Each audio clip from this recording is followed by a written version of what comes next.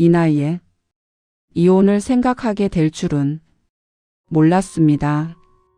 젊은 날에는 결혼이 이렇게 긴 세월 마음을 소모시키는 일일 거라고는 상상하지 못했습니다.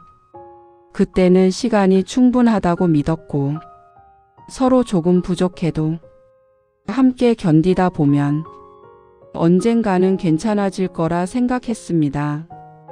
그때는 사랑이 부족해도 책임으로 살 수 있다고 믿었고 조금 불편해도 시간이 해결해 줄 거라고 생각했습니다. 그 믿음이 틀렸다고 말하고 싶지는 않습니다.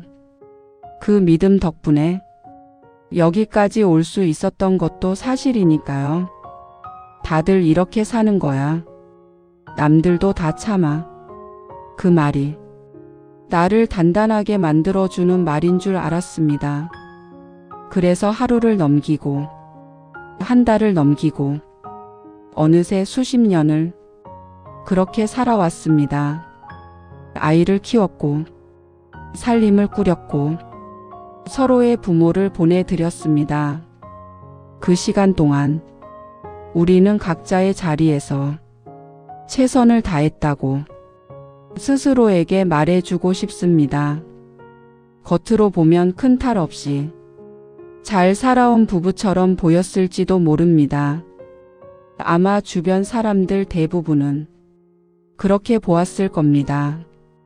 문제없는 집 무난한 부부라고. 하지만 어느 순간부터 마음이 조금씩 마모되기 시작했습니다. 날 부르는 말에 대답하고 싶지 않아졌고 같은 공간에 있어도 혼자 있는 느낌이 들었습니다.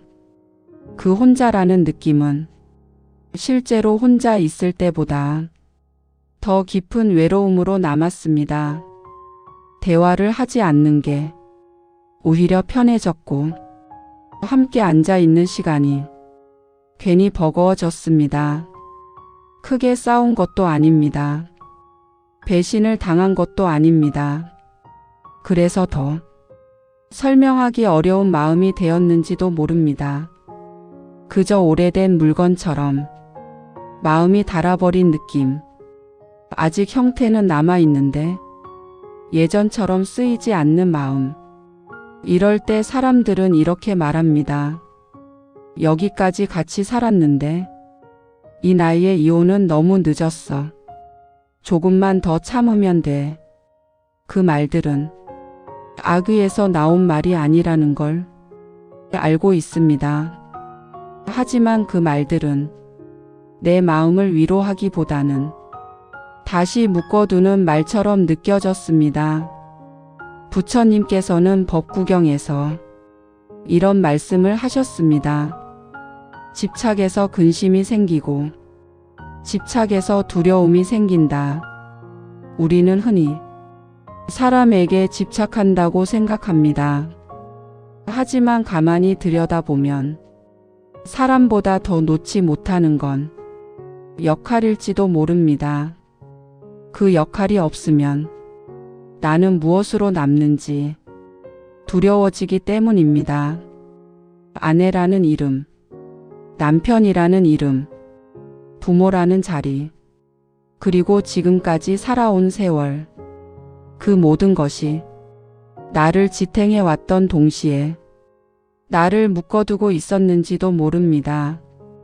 그 역할을 내려놓는 순간 그동안의 인생이 모두 실패가 되는 것 같아서 우리는 더 꽉 붙잡습니다.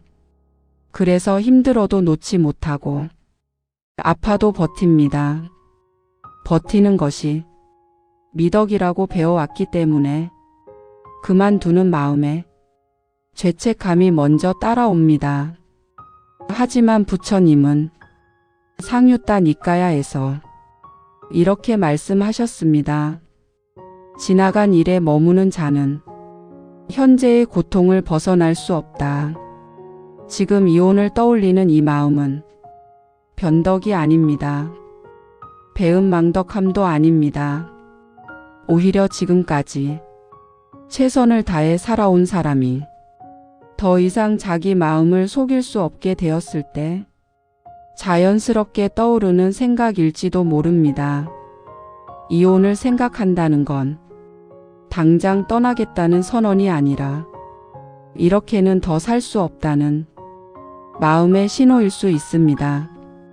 그 신호를 무시하지 않고 이렇게 바라보고 있다는 것만으로도 이미 큰 용기를 내고 계신 겁니다. 어떤 분들은 말합니다. 차라리 무관심이 더 편하다고. 하지만 부처님께서는 안구 따라 니까야에서 이렇게 경계하셨습니다. 느끼지 않는 것이 평온이 아니다. 그것은 마음이 닫힌 상태일 뿐이다. 무관심은 아무 일도 일어나지 않는 것처럼 보이지만 사실은 마음이 서서히 숨을 멈추는 과정일지도 모릅니다. 무너지지 않기 위해 아무것도 느끼지 않기로 선택했을 때 그 고요 속에서 마음은 더 깊이 마릅니다. 지금 이 영상을 듣는 분 중에도 이런 생각을 하신 분이 계실 겁니다. 정말 이혼이 답일까? 조금만 더 참으면 달라질까? 이 나이에 혼자 살아갈 수 있을까? 이 질문들에는 정답보다 오래된 두려움이 함께 섞여 있습니다. 부처님께서는 삶의 갈림길에서 정답을 강요하지 않으셨습니다. 다만 수타니파타에서 이렇게 말씀하셨습니다. 스스로를 속이지 말라. 그것이 수행의 시작이다. 지금 필요한 건 결단이 아니라 정직함일지도 모릅니다. 아직 남은 온기를 붙잡고 싶은 마음인지, 혼자가 될 용기가 없어서인지, 아니면 정말 더는 견딜 수 없어서인지, 그 이유를 천천히 조용히 바라보는 시간이 먼저일지도 모릅니다. 이혼을 선택해도, 이혼을 선택하지 않아도 중요한 건 내 마음을 끝까지 무시하지 않는 것입니다. 황혼의 이혼은 인생의 실패가 아닐 수 있습니다. 오히려 인생의 마지막 장에서 처음으로 자기 자신을 정면으로 바라보는 순간일지도 모릅니다. 부처님께서는 삶의 끝자락에서야 지혜가 무르익는다고 하셨습니다. 그래서 늦은 깨달음이라는 말은 사실 존재하지 않는지도 모릅니다. 지금 이 마음은 늦어서 생긴 게 아니라 이제야 정직해질 수 있는 나이가 되었기에 찾아온 것일지도 모릅니다. 오늘은 결론을 내리지 않아도 괜찮습니다. 다만 이렇게 자기 마음을 조용히 들여다보셨으면 합니다. 아무 판단 없이, 아무 결론 없이 그저 바라보는 것.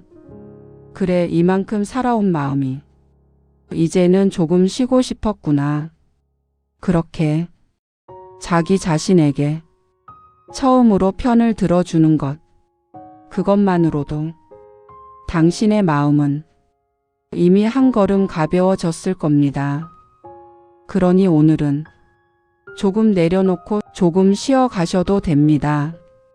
답을 정하지 않아도 되고 결심하지 않아도 괜찮은 밤입니다. 마음이 무거울 때, 가족이라는 이름이 버겁게 느껴질 때 그 마음을 애써 감추지 않아도 되는 곳. 여기는 고요한 마음방입니다. 인생의 파도 한가운데서 잠시 숨을 고르는 자리, 떠나지 않아도 되고 머물러도 괜찮은 곳. 오늘은 그저 숨만 고르셔도 됩니다. 그것으로 이미 충분합니다. 나무와 비타불 관세음보살. 이 공간이 조금이나마 위로가 되셨다면 구독과 좋아요로 함께 머물러 주세요.